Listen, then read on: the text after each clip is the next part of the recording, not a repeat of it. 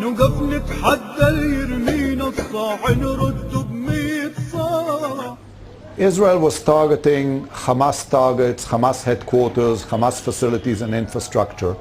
Tragically, Hamas has turned the whole of Gaza into a launching pad for missiles and into a terror base. You know very well that Israel evacuated and left the whole of Gaza over 3 years ago.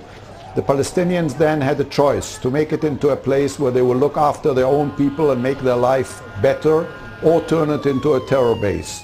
Sadly, they chose the latter, and today, sadly and tragically, some innocent Palestinians may pay the price because they've been held hostage by the Hamas.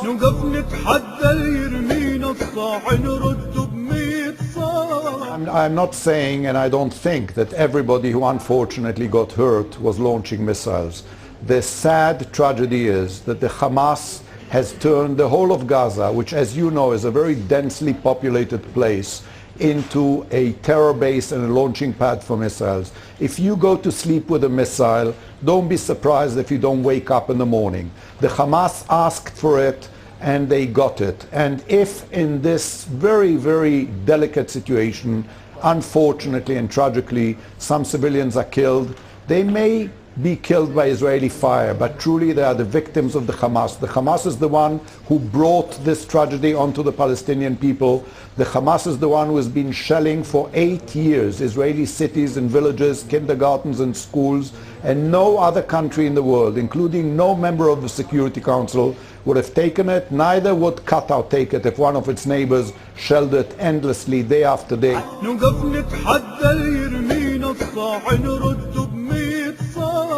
Neither has Gaza been occupied for over 3 years, and yet the Palestinians choose to turn it into a terror base. They have only themselves to blame. And I'll tell you something which I think you're probably aware of, but you cannot say it, so I will say it for you.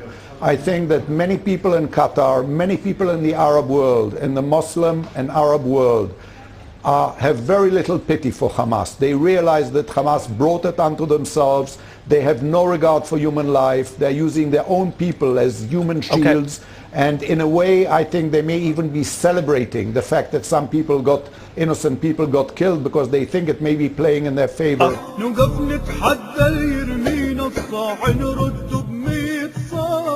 Khalid Mish'al has promised more rockets on southern Israel. He's called for a third intifada. He's called for more suicide attacks. It's very unlikely that Gilad Shalit will be released now by Hamas. Is that any achievement?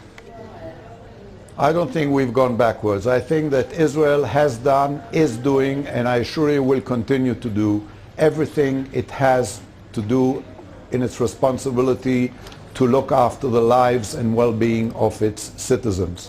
And we will have to see in a few days' time, or whenever this operation is over, we will then judge the results. At the moment, I think Israel is doing what any democracy in the world would do under these circumstances. In fact, it has shown a restraint which very few democracies would have shown under these circumstances.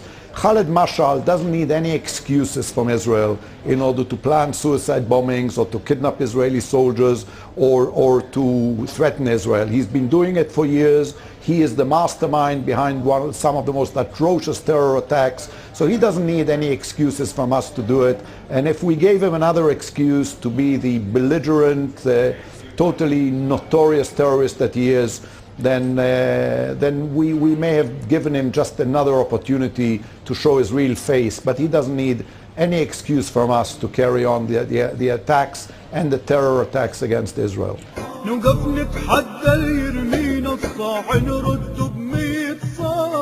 I read an interview with a Holocaust survivor about a year ago in one of the European papers, and the interviewer asked the Holocaust survivor, "What is your main lesson from the Holocaust?" And the Holocaust survivor said, "My main lesson is that if somebody tells you he's going to exterminate you, believe him." Mm-hmm. I believe that the president of Iran intends to exterminate Israel. I believe he intends to kill a lot of Westerners and subjugate others, and by the way, also Muslims that don't conform with his extremist views. And I think he's a danger to the world.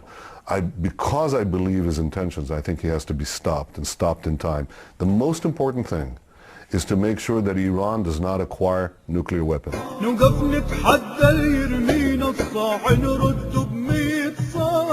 I mean, I asked the question, was Israel right to retaliate with airstrikes for the rocket attacks from Gaza? You'll say, well, it's not proportionate.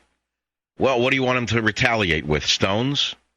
You provoke a giant. You keep poking a giant. The giant's eventually going to slap you. نوقف نتحدى اللي يرمينا الصاع نرده بمية صاع. Well, I think this is the customary rhetoric that occurs every time Israel acts in self-defense. Look, the fact is that it's not disproportionate use of force to eliminate the threat itself. You're not required only to fire as many rockets into Gaza as Hamas fired into Israel. Let's go back to this idea of a disproportionate Israeli response, because it's a key part of the world reaction to this.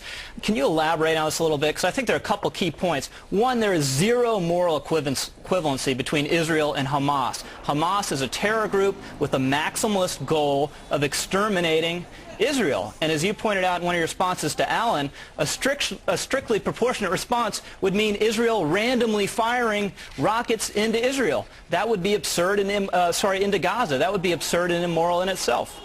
Yeah, well, this whole idea of proportionate force is just something dreamed up in UN and academic circles. Let me give you another example.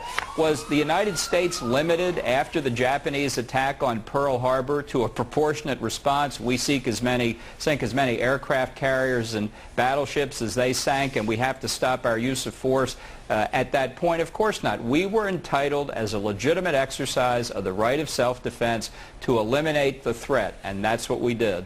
نوقف نتحدى اللي يرمينا الصاع نرده بمية صاع. Barack Obama, when over the summer, he visited southern Israel, and his reaction to these rocket attacks was to say, if people were rocketing my house, I would do absolutely everything I could to stop them, and I wouldn't blame Israel for doing the same. That seems a pretty good gut reaction, don't you think?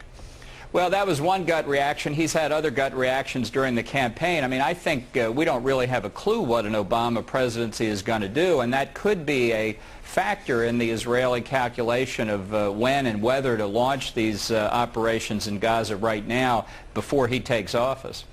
نوقف نتحدى اللي يرمينا الصاع نرده بمية صاع. یک فریاد است و اون مرگ بر امریکا.